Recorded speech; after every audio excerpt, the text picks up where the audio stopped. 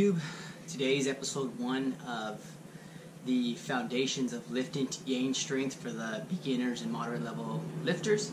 We'll be doing bench press today. I'm sure everyone usually likes to start at bench press. It's bench press Mondays. It's everyone's favorite exercise, so I figured we start here. So a few fundamentals before we get started is the key is your legs. Your legs are honestly key in all big 3 movements. In almost every movement of exercise, it's always your legs. They're the foundation. That's where your strength comes from. Think of it as a tree. You know, the branches may blow the trees up and down, back and forth, but the tree trunk, the legs, are solid. Unless you're talking about palm trees, then, you know, don't look at those. Or guys that don't lift have palm tree legs. But for the most part, you want nice, big, strong tree trunk legs, so that's where your power is going to derive from. So when you're setting up for the bench press, you want to make sure that you first start with your legs. You want to make sure that you have a flat foot, or if you're a power lifter, sometimes you like to do the toe arch. That's fine, but you want to make sure your calves, your hamstrings, your quads, your glutes are all activated in the movement. You want to make sure they're nice, tight, and strong. So I like to start off with my legs kind of flat, bring them back as far as I can before they get on their toes. My glutes are activated, my hamstrings are activated, my quads are activated, and then I go to the back. I start to arch a little bit so that I get my shoulder blades, my supraspinatus, my rotator cuffs nice and locked in. I feel nice and tight. This will be my setup right here. So when I go for the bar, I have the bar here. I'm able to lift up, come straight down, and back up again.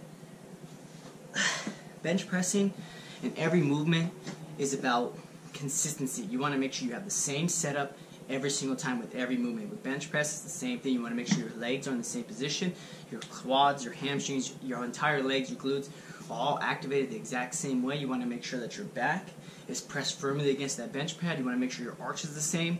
And you want to make sure your bar path is exactly the same every time. You don't want to vary too much. Excuse me.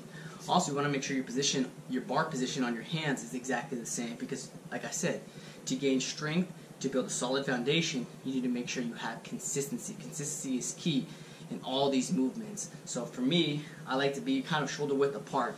That's typically where most people are going to want to be. There are people who are tricep dominant.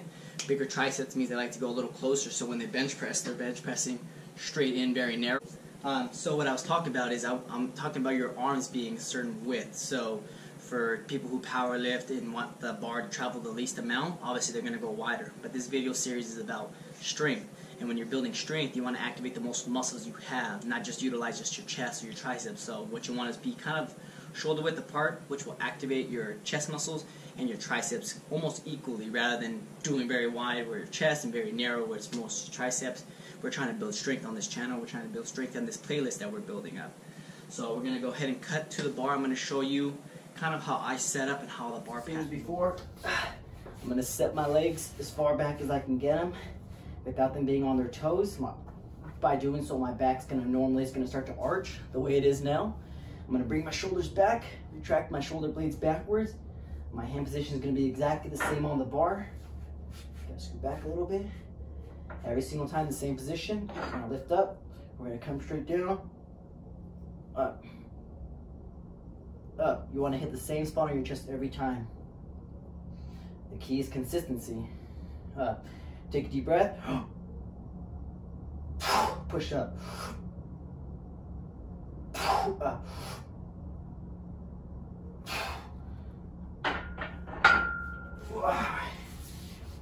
Couple pro tips.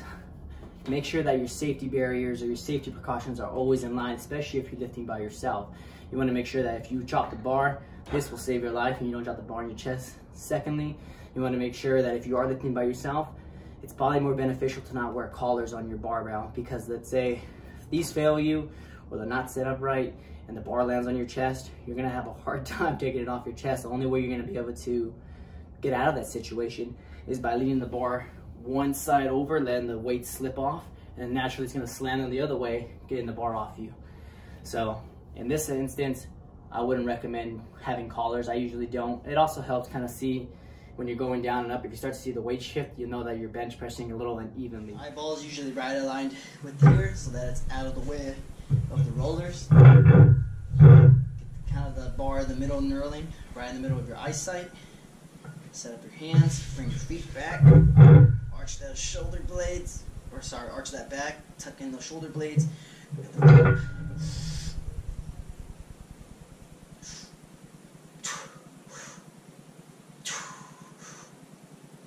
In that movement I was talking about, if that bar does get stuck, you're able to push, lean, and push the weight off you as best as you can. That's going to be the technique to pretty much save your ass when stuff hits the fan. Notes is the foundation. Your legs are your foundation. That's what's going to help you generate strength. It's going to help you build muscle. It's always going to be your legs. It's always going to be the drive. You want to make sure your feet stay planted. You activate your hamstrings, your quads, your glutes, everything. You want to make sure everything's nice and tight so that when you push, you're utilizing the correct muscles, that you don't shift your weight. Don't do them little tap dancing legs where you're dancing away. Oh, you don't want to do that. I see a lot of people always do the tap dancing legs, and what you're doing is you're taking away your strongest asset, which is your legs. And you can also put a lot of strain on your upper body, because now where you're not tied down anymore, you have this muscles here, they're all dancing around up your torso, is having to do everything. It's having to stabilize the weights, having to push the weight, and you can usually get injured pretty quickly that way. In the long run, when you start to do heavier weights, you can see more injuries come from that. I think that's it, everything. If you guys have any questions at all, or need me to go through more steps, or kind of what exactly you need to work out, like I said, it's just a belt. That's honestly all you need later down the line. I will be putting up, kind of once I get done with this series, a workout regimen that I made. It's more for the moderate class, because it does involve heavier lifting, like 5 sets of doubles, and that usually requires the lifter to actually lift heavier weight enough to get to that point where they're where they're working for that second rep. So if you have any questions or any comments, just leave them in the comment box. Don't forget to subscribe, like. Remember, gains? Oh, they used to be bigger like 4 years ago. See you guys.